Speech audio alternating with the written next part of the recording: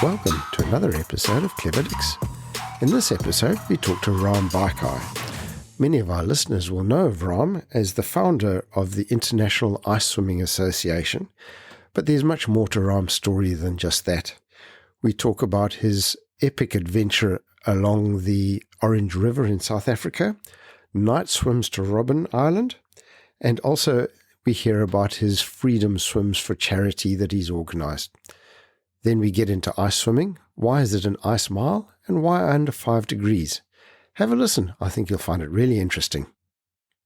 Well, welcome to another Clever Dicks podcast. In this podcast, we're talking to Ram Barkai. Is that how you pronounce your name, Ram? Ram. Okay. Ram Barkai, yeah. Ram Barkai. That's wonderful. So you've got quite a reputation, especially amongst people who swim quite cold. So we're really excited to have you on the podcast and to hear your story. Thank you. I hope the reputation is not too bad, yeah. All right, so maybe just to kick it off, maybe just a quick background from yourself. When did you start swimming and where was it? I grew up by the water, so I've been in the water all my life. One of the reasons I didn't study much in school and high school because it was just on the lake, and I preferred to go windsurfing or sailing rather than study. But I caught up later on. But I've never really. I think the first time I swam in a swimming pool was just 38 or something like that, just under 40. Wow! Where I decided. I hurt my knees doing some martial arts, whatever, and I thought, okay, let's try swimming. And I got into a pool and I started swimming. I was in Hong Kong. And then when I came back to South Africa in 96, swimming was kind of have become my sport of choice. Never liked swimming pools unless they're outdoors. And I started swimming in the sea and I discovered the cold. And I guess that was what? So you're early 60s now, so that was 25 years ago? I'm more like late 60s, but I'm 66, 67 in October. That's not late. Late is 69, Ram. Okay. So I'm mid-60s. Yes. I'm a 60s child as well, Woodstock and all of these things. And so I Cool. started about 26 years ago when I discovered the ocean and the cold, because Cape Town is cold. We don't have a choice. Cape Town is cold. So so when I first became aware of you, I think I was probably starting my swimming journey as well. But unlike being as fortunate as you, based in Cape Town, I was stuck with the gold mines and and all of the big concrete blocks in Johannesburg. But I came down. It was a big sort of talk of the town was to come down and do the KD's Robben Island swim, right? And you were, I guess, a founding member of that, if I'm not mistaken. I was the founder of Freedom Swim, yeah. And at that The stage, Freedom I was Swim. at KD's. It was a swim. So why did you start that? Sorry, Kevin. So there was a small charity swims to raise funds for Vista Nova, which is a school, basically the biggest school in the Western Cape here, for kids with learning impairments or disability. And they had one event and they couldn't get it off the ground. So I came in, and as KD's, I was fortunate to have the resources of my company at that stage. And I said, okay, I'll sponsor it. I basically created Freedom Swim. At the same time, also, I started the Freedom Swim series, which now, unfortunately, gone, probably due to the fact that my focus have shifted internationally to ice swimming. But so I had to swim every public holiday in South Africa, whether it's Women's Day or Youth Day. And in each one of the swims, we raise charity If it was Youth Day, we raised money for street kids. If it was Women's Day, for Women Hospice and etc. And Freedom Swim was the big swim from Robben Island.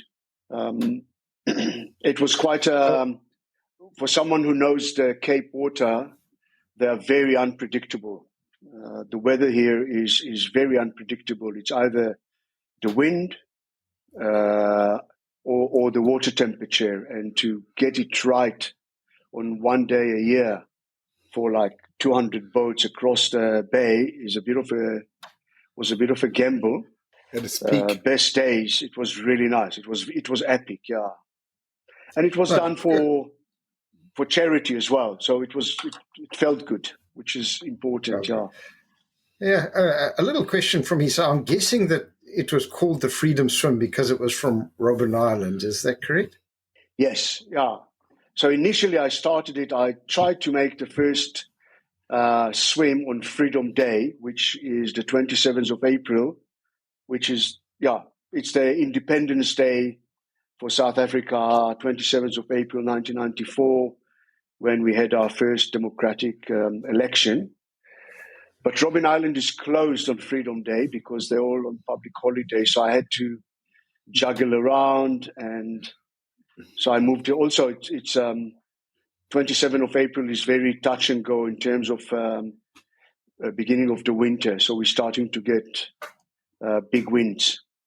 So I moved it to earlier in April. But that was, it was serendipity that it was. The reason I ask is we have a Freedom Swim in Auckland, but the freedom part of it has got nothing to do with Freedom Day. It's a togs-free swim.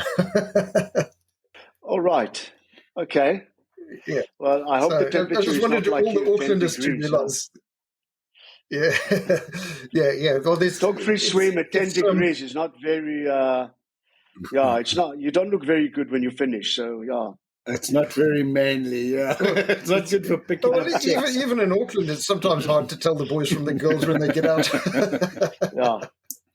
That's why we stopped shaving, recognize us.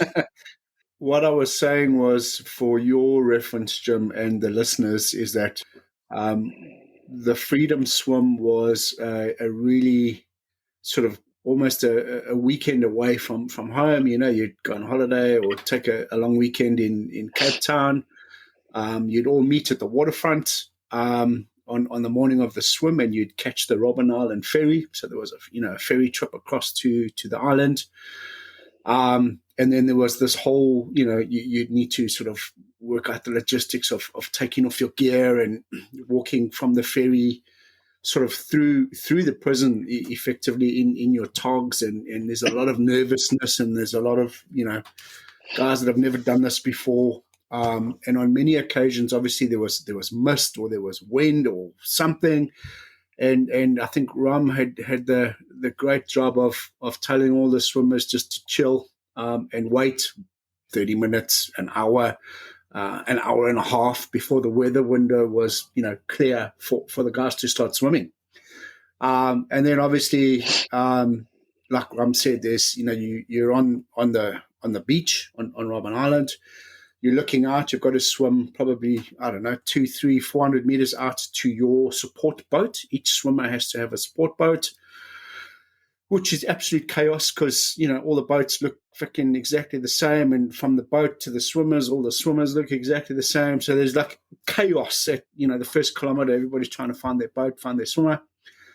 You're swimming into kelp, which I think is a bit of a Cape Town thing, Ram. I haven't come across that anywhere else. It's beautiful. But well, I don't know. You come from Joburg like me. You're not used to swimming in the ocean, and you hit this dark black kelp, which is the size of a man, and you shit yourself, right? I mean, I can remember screaming, thinking, what the hell, right? And in between the kelp, there's a seal that pops its head out and comes and says hi. He hasn't got any braver since then, Ram. He's exactly the same over here in New Zealand. I can imagine. But, a really, I'm sorry for the seals, swim.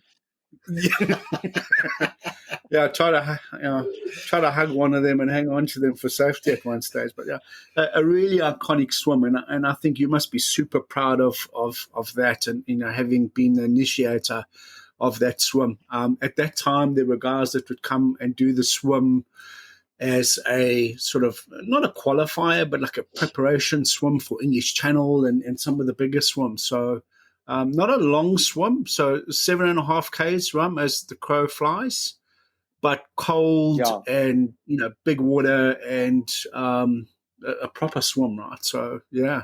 How many times have you done that? I don't know, 30. It 30. became, aside from the freedom swim, it's also, like you said, it has become kind of a training swim for us. When we traveled overseas to do bigger swims or cold swims, it was a really good, I said, well, let's do a Robben Island. It's average 2.5 hours swim, and it's a cold swim, and we used to do it. We got a little bit, we were younger and probably much less wiser, so we used to swim for one of the guys, Andrew's birthday, so we stopped at the halfway mark.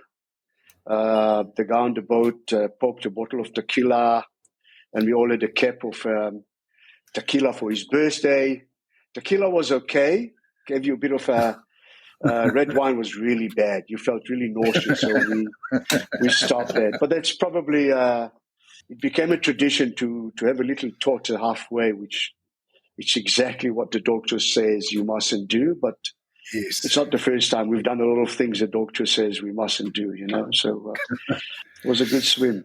Okay, cool, man. So just I'm going to maybe mention a couple of the crazy adventures you've been on, and if you could maybe just, give us a bit of detail about some of those, Ram, and, sort of as we move through, I'd like to concentrate a little bit more on the ice scenario and how you've impacted the world of swimming through that. Talk to us about the relay down the Orange River, which 2,000 kilometers, if I understand correctly, 4 swimmers and I think 4 kayakers. 6 kayakers? 6 swimmers. 6 swimmers and 3 kayakers. So, yeah, we basically, again, I think Andrew, my swimming mate in the past, came to me and said, we want to do that. I think was inspired by Borat, not Borat, his father, Martin Strel, who swam the Amazon and etc. Yes. He actually came to Cape Town to swim with us, and he got quite a fright with the cold water and the waves here. He wasn't used to that. So again, I was in Cadiz there working, so I was also sponsoring that adventure the whole way through. It was 6 of us. How long did it take? I think only 3 of us. So the river is about 2,000 odd kilometer. So we did it in 4 sections. Every year we did about 500 kilometer because we had work and other real life, and we had a group of 6 people, 3 boys and 3 men, 3 women, and the idea was that, and 3 kayakers, and the idea was that we're always moving. So someone swims and the kayakers follow, and every 20 minutes we change. So sometimes you'd swim, I think on average we swam about 10 kilometers a day and paddled between about 50 kilometers a day. So we kind of covered average of 50 kilometers a day over 10 days. It was 10 days at a time. It was we learned a lot from the first. I think the first expedition was 11 days. When we finished the 11 days, we didn't have much skin left on our feet. We all got, some skin allergy or whatever because we were wet. We were wet all the time. I think I lost just about everything that I brought because you end up in the rapids many times You end up falling a lot, and I lost just about everything that I brought for the expedition. So for the second expedition, we were much more experienced. We also learned how to pedal. That helps. And it was quite hectic. We went into areas. I think we actually started from the last leg. We didn't do it in the right order, which is the border between South Africa to Namibia. There are a lot of places there that you're not allowed to go there because you go through De Beers diamond mines there, and there are people with guns, and no, you're not allowed to go there. But they knew that we're going on the river, and we weren't really allowed to go on the bank in some places. So wild they didn't animals, stop you? No, nothing. I mean, it was all safe, but it was logistically, it was very complicated because we had logistical vehicle that met us sometimes at lunch or sometimes at night, but sometimes we swam, along the river, 50 kilometer. The river goes sort of, and the vehicle has to travel about 700 kilometer inland to meet us at the next point. And sometimes they couldn't, so we just had to carry on, eat whatever we had left from the day and sleep by the kayaks there.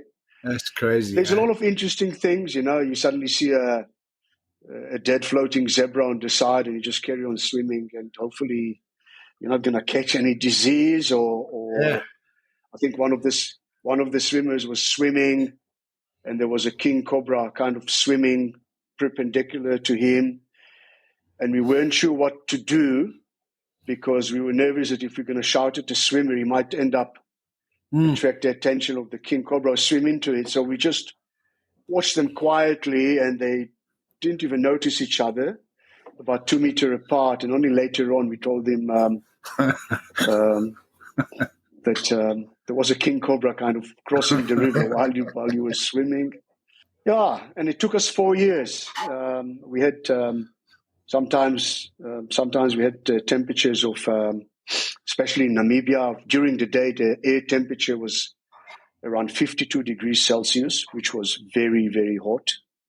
Yeah. But as we got closer to the sea, the water temperature dropped. So it could be 50 degrees outside, but the water temperature was 14 degrees, which was quite cold for some of the swimmers. So not everyone, because you swim, you get on the kayak, you swim, you get on the kayak, and you get cold. That's cold hard, and, eh? I don't know. It was fun. It was great. You swam fun, through the night, but it was exhausting. No, we couldn't swim through the night. There was one time we kind of swam from sunrise. So we got up at about 3:30, 4 o'clock in the morning, and we hit the water just before sunrise. Yeah. And we tried to finish it around sunset. It was very dangerous. There's a lot of rocks, there are a lot of rapids. Many times the water is quite shallow, so you have to kind of crab crawling, swimming. So, and some places the water flow very hard. There's only one time that we ended up doing 2 hours in the dark. Going through white water in the dark is not much fun. During the day is a lot of fun, but in the dark it's not much fun because you just don't know what's going to hit you, and you just kind of go with the flow and hope that you're going to bumper cars. No. Some people got really sick sometimes, so we dropped a swimmer for a day or something like this. We had to swim with one less person. Because the water quality wasn't great sometimes, but I think it put me off energy bars for life, because it's very interesting. It taught me a lot about nutrition, in the sense that on the third day in the evening, I started to shiver and I was feeling very weak and I didn't understand what's going on. And we had a big potjie, which is a big stew, which was really nice. And I felt good. And then I realized that the nutrition during the day is very important. You just can't swim, have a sandwich at lunchtime. You have to feed yourself all the time. And the third day was always the the toughest day. It's a very long day, very monotonous, and you feel absolutely shattered at the end of the day. You spend 15 hours in the water, kayaking and swimming. And then you get into kind of a routine. We're very quiet in the morning, then we start singing, and then we tell jokes, and then we go quiet for a long time. And it's like expedition mode. You kind of get into it and the day. But I've learned that every time that I swim, the first thing I do when I get back on the kayak, I have an energy bar, maybe a boiled egg, a little bit of banana. Those days I used to smoke. I was a smoker those days. So I used to sit and have a cigarette. I did not know that. Yeah. I can't picture you smoking. Yeah, well, I grew up in a different generation in the financial services, where... What did you smoke? Smoking Please tell me it was big fat cigar. No. It was just... I'm trying to think, how did I manage to keep these cigarettes dry? Because it was a bit of an art. But for me, when I finished swimming, to have a cigarette and a coffee, it was sunrise. Yeah, I can't imagine that, but it was good. Yeah, we were completely out there in the nature. Nice. We stopped at some farms, which was very interesting. Great hospitality. Met quite a few of the locals there. Some villages that have no idea memories, what on earth are we doing there. Good memories, yeah. It was a long expedition, yeah. Yeah, we got to make a plan and swim the Waikato and get a relay group together. Yeah, I think we need to do that. And it's a lot easier because there's so many less hippos and crocodiles. Exactly. There's no dead zebras floating in the Waikato that I'm aware of. Ram, you swam Robben Island to Bloberg in the dark, right? Yeah. The first question would be why? The first answer is why not?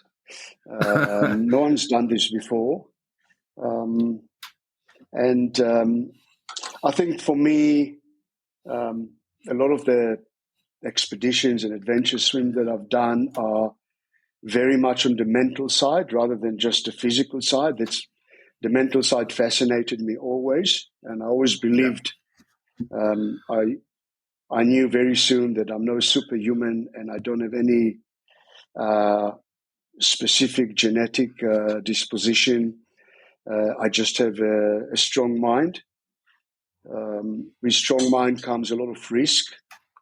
So I also learned that I have to manage my mind. So I have done a lot of research, but I think I was talking to a few people. I remember I spoke to Peter Bales, the first South African guy who did the English Channel. And he said to me, he was petrified when he swam the English Channel because he had to start the first hour in the dark. And never really bothered me. I grew up on a lake where we swam many times at night because it was just hot and it was fun. And, we were young and chasing girls and it was really fun. Yeah. So it really fascinated me, the mind thing, and also fascinated me the fact that it's cold, but you swim in the dark. So you don't have the sun, and the sun is a major comfort. I did a lot of planning, a lot of research. I realized that sharks is going to be a bit of a problem. They are nocturnal. They do feed at night. But luckily, I don't have much of legs. I've got very skinny legs. And I didn't think that the shark would find me attractive in any way. So I kind of swam. And I remember that when I started swimming, it was at 9 o'clock, pitch dark, and there was phosphorus in the water for half an hour. So I basically could see every stroke. It was almost psychedelic trip kind of. Bioluminescence. I didn't care. And then I think people asked me, we got lost a little bit. Took us 4 hours instead of the 2.5 hours because we got navigating in the dark was a bit difficult. And they asked me, did you see sharks? Or I said, I saw sharks every stroke, because it's all in your mind. You see shadows, you see, it was a bit choppy in the beginning. And like many of my other swims, I always say, well, there's only one way to avoid sharks is get out of the water. So I said, well, I decided to swim, so I'll swim. We had shark shield, which hopefully helped. And Shark shield was off the back of the kayak? No, back off the boat. Yep. At that stage, I didn't even have a light on me for whatever reason. Louis Pugh was my second on the kayak, and he said that you mustn't have any light because of loss of night vision. So I didn't have any light on me, which wasn't great because the boat didn't see me sometimes. So we had a bit of a few times I swam into the boat, not into the propeller. So that was fine, but it was an adventure. A little bit on the stupid side, but I did a lot of calculation. So you were in good company, obviously, with Louis Pugh, right? As a navigator, so I guess your crew was good. You were prepared. I'm assuming you updated your will before you did the swim as well, right? I have. The swim wasn't that.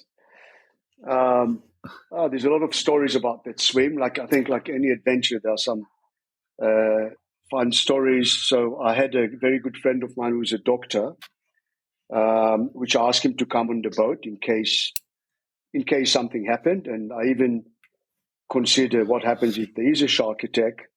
I want the doctor to be there until we get. Medivac or something like this. So I had a doctor on the boat with a lot of stuff. But the pilot, Duncan, was an old seasoned fisherman, brought his mate and his girlfriend, 2 old Afrikaans toppies, and they basically came for a party. They basically were drinking beers the entire swim. Not Duncan. He doesn't drink. Doesn't smoke. He was great.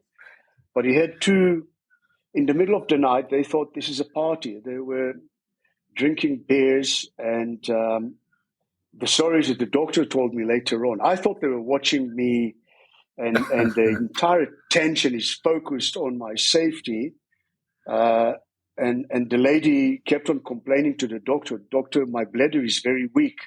I need to wee all the time." And the doctor told her, well, maybe if you hang off, drinking beers in the middle of the night, you won't need to. And so what did they do? She basically sat on a bucket, and then they hoisted over the other side, not on my side. And so all the things that while I was swimming there in the dark, quite nervous to a certain extent and cold, Sure. There was a party on the boat. So it was good fun. Yeah, it's a typical South African expedition, Yes. Yeah. Ram, I'm really interested in your ice swimming. You kind of kicked off the whole ice swimming, and I know that you've done lots of miles and kilometers and all sorts of things. Did you want to just tell our listeners a little bit about your ice swimming and probably why you decided to start up the Ice Swimming International organization? I'm asking myself that question every day. It has become a full-time job with basically every time zone in the world, and wherever I am on holiday, on weekends, it's alive. and we don't have that many resources. So it does kind of have become my full-time unpaid employment since I sort of retired in 12 years ago. My God, it's a long time ago. Why I started that, I'm not sure. I started I think it's part of my probably personality. I like to start a lot of things, kind of entrepreneurial and creative spirit. So I was fascinated with the cold, and I was actually fascinated with my personal ability to swim in the cold. Again, not that I'm superhuman in any way, but I did grow up in a warm place with warm water, where anything below 25, 24 was considered cold water. When I started swimming, again, I started in the pool, and the pool is always 26. And when I got into the ocean here, and I realized that if I want to swim open water swimming, I'll have to manage the cold. And to my surprise, I quite liked it. It was an interesting challenge. One of my weaknesses in life is that I'm attracted to stupid challenges. It was certainly not a very intelligent challenge to try and fight cold. But I realized that for whatever reason, I can handle it quite well. And I even enjoyed it. It fascinated me. I think still, I think in some ways it recalibrated swimming all over the world, that the ice swimming. And I realized that a lot of people swim, and they never talk about water temperature. People swim English Channel, North Channel. No one talks about water temperature as if it's kind of it's obviously not something you can control. And if you're lucky, you had a warm swim, and if you're unlucky, you had a very cold swim. But water temperature has gone up now quite a lot, English Channel, North Channel. But when I started swimming, English Channel was 14 degrees, 16 degrees swim, and the North Channel was closer to 10 degrees, sometimes 9, which is very cold. Now temperature has gone up, but even now people don't really talk much they talk about cold. And for me, I realized that the water temperature is probably one of the biggest factors in swimming. If you put me in the water temperature that we had in Mauritius of 24, 25 with a bit of sun on the back, I don't know if I can swim forever, but I can float forever in this temperature. Obviously, nutrition, which obviously in endurance swimming, nutrition become a very integral part, or any endurance sport. But there was a lot of science about nutrition, a lot of experience about nutrition, obviously a huge amount of knowledge about swimming, stroke swimming, open water swimming. Nobody really talked about the cold. Nobody really... it's people try to avoid it. And I kind of said, well, I don't really have much choice here in Cape Town. It is cold. So let's see how cold we can swim, and let's see how far we can swim, and let's see what it does to us. I studied science, so I'm still kind of very fascinated with all the science and stuff like that. And I think I told this story many times, but I kind of happened to stumble across an Antarctica trip. It was quite expensive in 2007 or 2006, and that was coming in 2008. And I tried to get on it, and it took about a year to try. And I said, I'll come, but I want to swim. And luckily enough, there are like-minded people who became friends that built that white desert tourism to Antarctica. I said, yeah, why not? And we took a long time to work out the logistics. and I ended up swimming in Antarctica.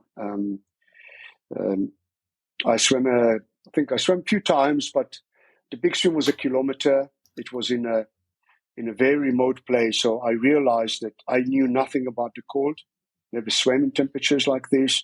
I had no idea if I'm going to come back. I did redo my wheel, but that's Duncan. It kind of became a habit.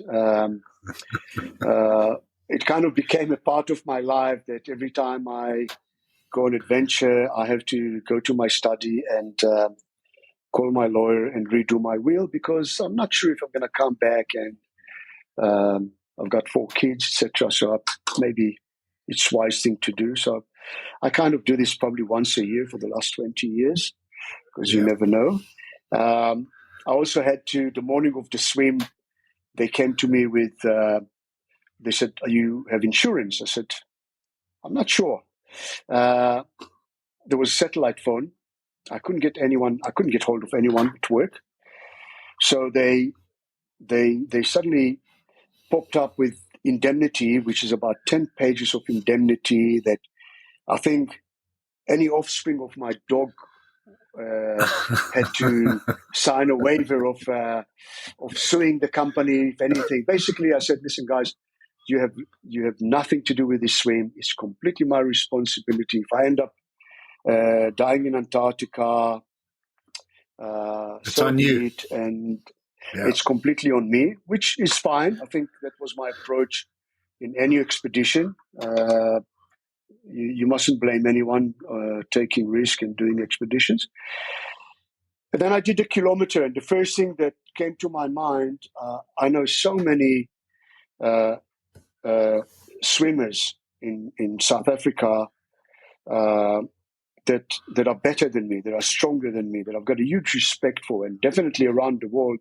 And I thought, if I did it, definitely other people can do that. And I was very fascinated by how long can we go? How far can we go? What does it mean? 1 kilometer became quite a regular swim. Okay, it was 0 degree, and 0 degrees a little bit harder than at 4 or 5. And I came back, and I said, I have to carry on. I want to do more. I want to understand it better. I want to find out more. And I also realized that it is quite dangerous, to say the least. You kind of flirting in some ways with your life if you're not doing it properly. So I thought it would be very responsible I kind of had a choice, I could go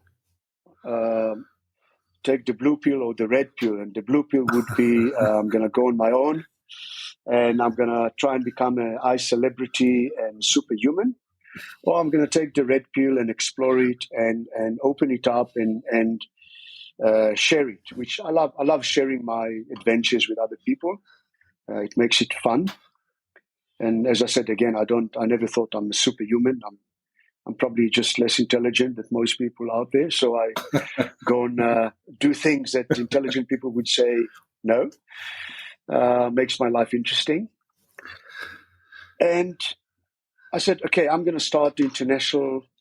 I didn't know much about what's happening in Russia and these places. I didn't want to call it winter because living in South Africa, actually the water warms up in the winter. So the cold water in Cape Town comes in the summer with the southeaster, and Antarctica is the summer. So I said, let's call it ice swimming, because for me, the attraction wasn't about swimming the whole year round in the winter, was swimming in cold water, in icy water.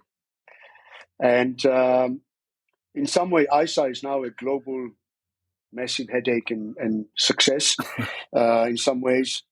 I was always a fan of Apple and the Apple business model. So I said, I want to keep it. There's a lot of similarity there. It's simple, clean. I want it to be a very simple thing. And I homed on 1 mile under 5 degrees. That's it. That's basically how it started. The website said 1 mile under 5 degrees.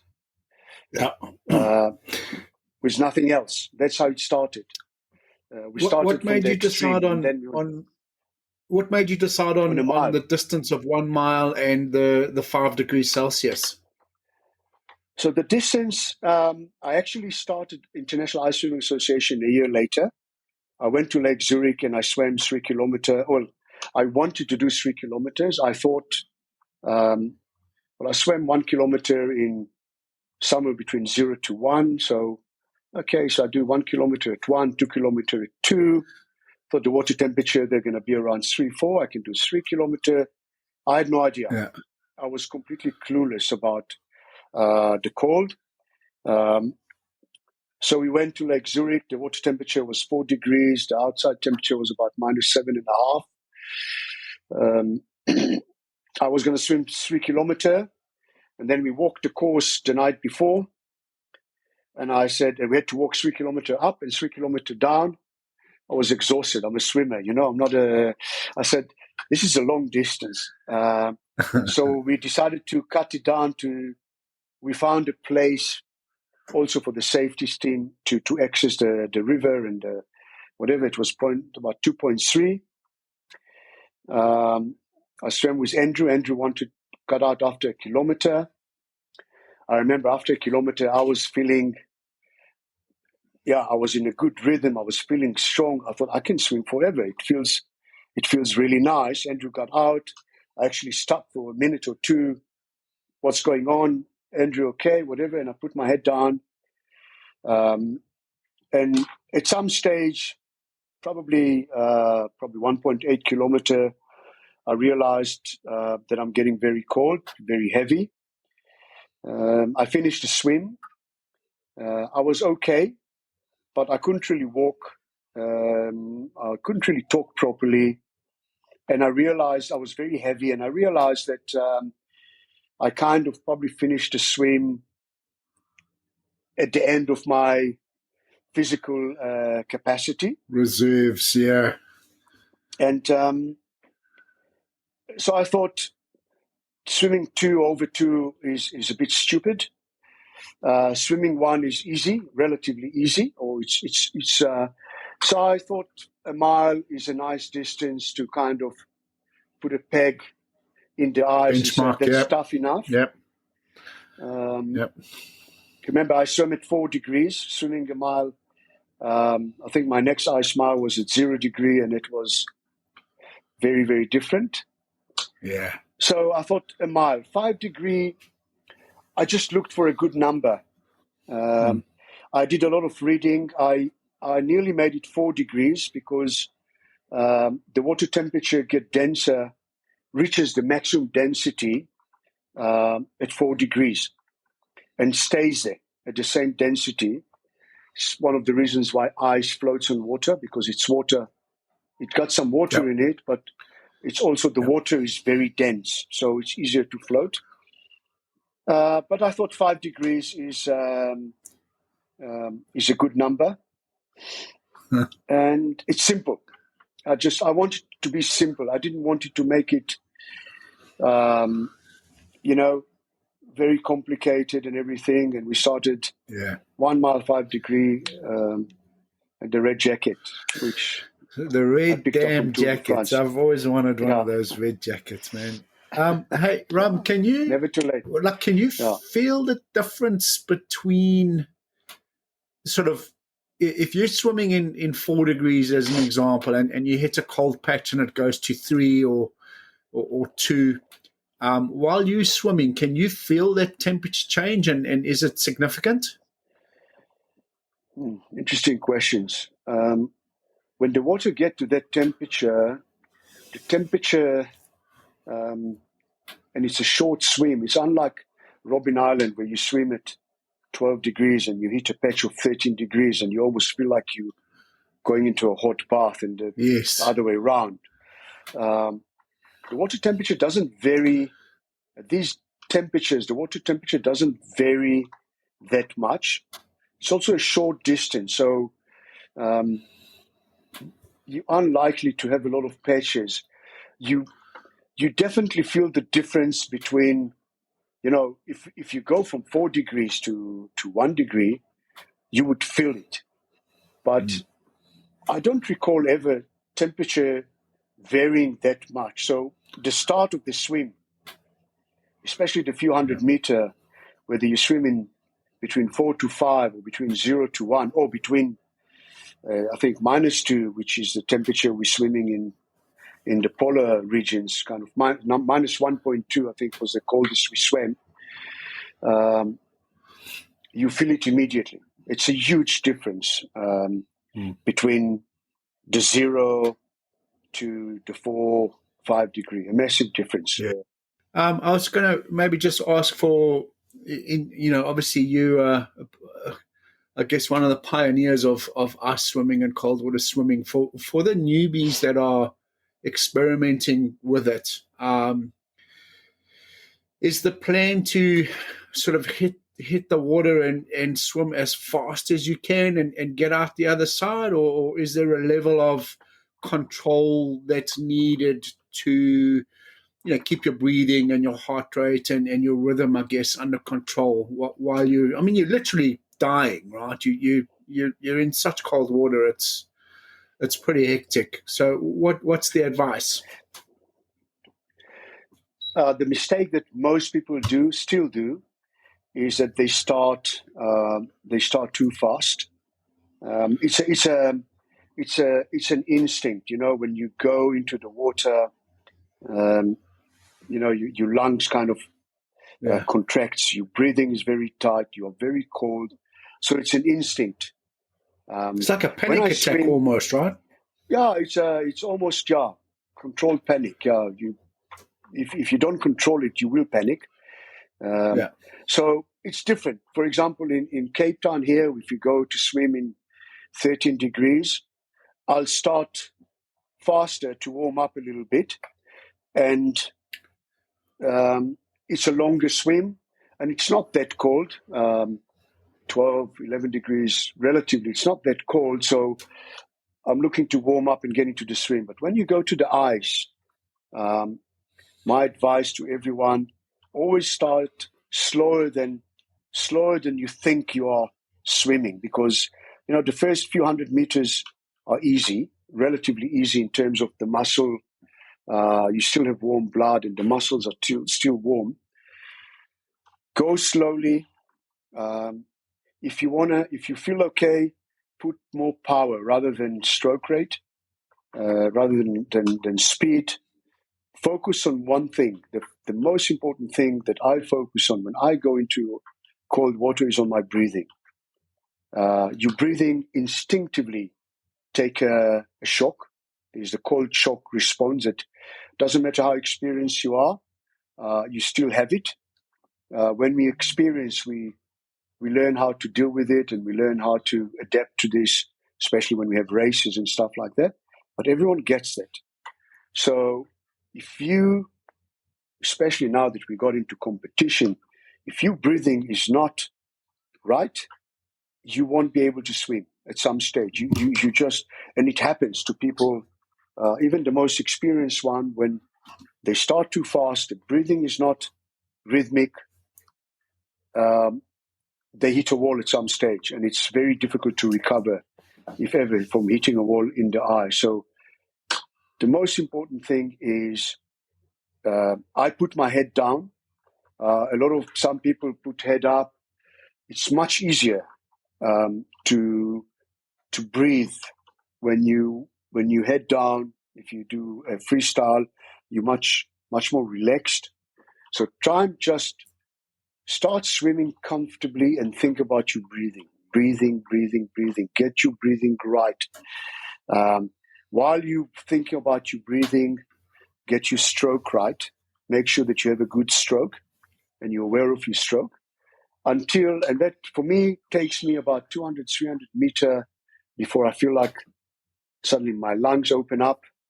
I can start putting power into my stroke. I can start increasing my stroke rate. I'm not talking about the elite swimming, ice swimming now in World Championship where they hit the water hard, especially the 1 kilometer elite ones. But even for them, in a relative sense, they don't they have to do these things, and if they don't do these things, it will slow them down at some stage during the swim. Gotcha.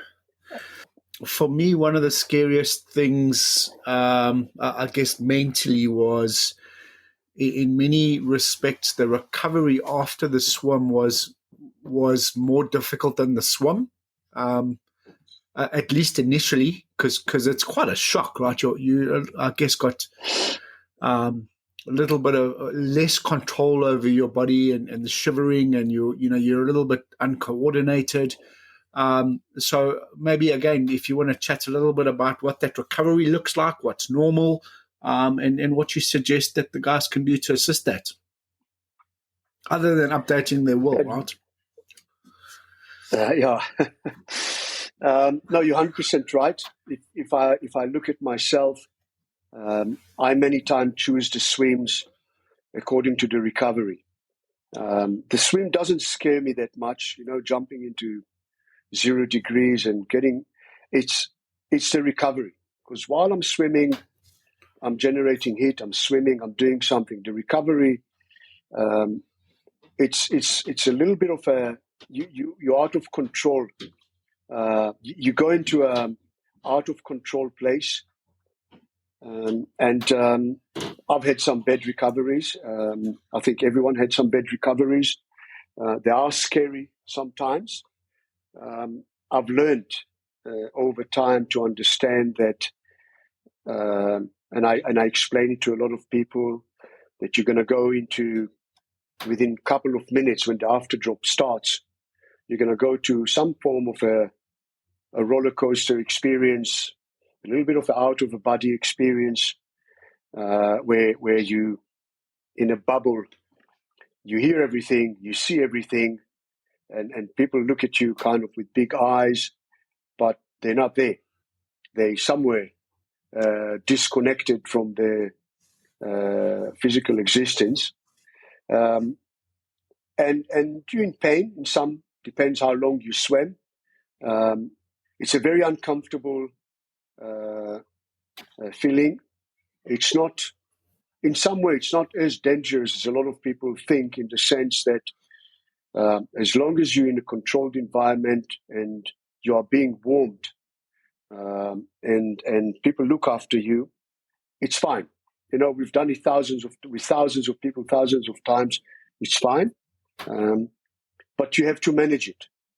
It can be dangerous, obviously, if it's not managed. If you're not warming the person, they will continue to get cold if you're not warming the person. So I think the two tips that I give myself, and if anybody interested in listening, is, number one, choose your swim according to the recovery that you have.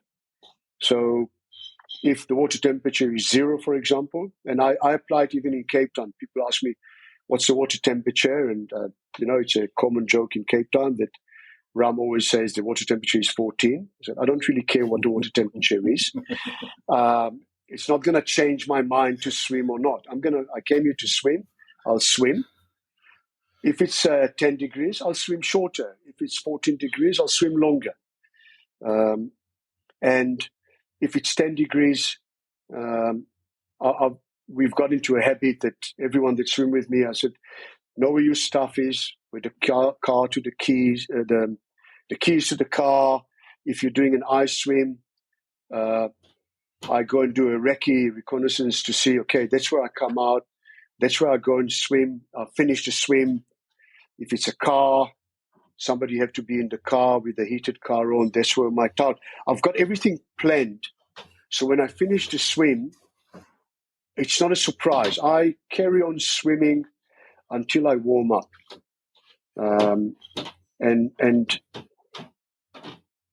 And I tell people, the other thing is that in recovery, you're going to go through a bad patch. Could be a bit scary. Trust the people around you. Don't panic. Just ride it. It's almost like, if you know that someone's going to clap you, someone's going to punch you, and you're going to be okay. But when you come out of the water and you know that someone's going to punch you hard, and you're going to be fine 5-10 minutes later, but that anticipation is not very pleasant. And then you ride it. You have to ride it. Nothing's going to happen to you. No one punches you. You're not going to break anything. It's not a contact sport, but you are going to be. Sometimes it's you got to, I guess, trust the process, right? It's like you said, it looks worse than what it actually is, but as long as you're doing all of the steps, warming, getting dry, getting dressed, wet togs off, warm drink, a couple of guys, I guess, that you trust. I've learned that you've got to have confidence in your buddies at the end, that they know not to panic, know what to look for, and then you'll be okay, right? Yeah, you said something very important, Duncan, about your buddy, or the second, what we call it, which is fairly unique to ice swimming and interesting in my discussion with World Aquatic. They are very fascinated with the concept that we've got someone that walk with you to the pool, for example, carry your clothes, wait for you, and help you to go to recovery. And because logistically it's complicated, and I said, this is it's a non-negotiable on our behalf. You have to have someone that you know, someone that you trust, someone that is briefed before that, what you like, what you don't like. Sometimes it's more than one person. You are very vulnerable when you finish an ice swim, and you get even more vulnerable as the after drop coming. And it's quite easy to panic if you're not surrounded by people that you trust.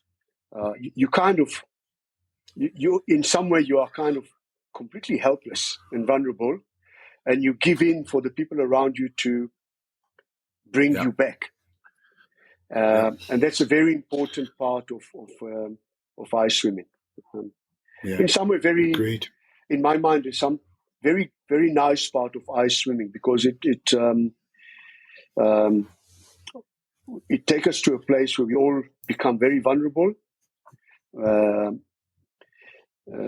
helpless in some ways, and we help each other, and it creates a huge sense of bonding when you come out of the water. Doesn't matter how strong we are and how big is our ego. When we finish the ice mile, we are vulnerable and we are helpless, and we rely on other people, and it makes us very human. There's nothing big about you at the end of an ice mile, right? There is definitely nothing big about you, but Ram, this has been a wonderful chat. I think we shouldn't take up too much of your time. I really, really appreciate it. Definitely in New Zealand, there's more and more interest in ice swimming. It's definitely growing, and hopefully we're going to have a good team that'll come over to the World Champs early next year. So really looking forward to it, and really appreciate your time. Thank you very much for chatting to us. Yeah, man, from my side as well, Ram, thank you. You're a legend. Definitely want one of those red jackets, and I'm also going to get you to come and do some ice swimming here in New Zealand. I think we've got it. We've got a good rhythm going. We've got a good team, and hopefully we can host you in some cold water sometime soon. Thanks very much, guys. It has become my passion in life, my life basically, and my lifestyle. So I can talk about these things forever. Ram, you're a legend. Thank you so much. Cheers, and guys. I really appreciate your time, and we'll catch up soon, yeah? All the best, yeah. Good meeting you, Jim. Well, I hope you enjoyed that. If you're interested in ice swimming or just swimming in cold water, have a look on the International Ice Swimming Association website, or just leave us a message on our Instagram account and we'll make sure someone gets in touch with you. Well, until later, cheers.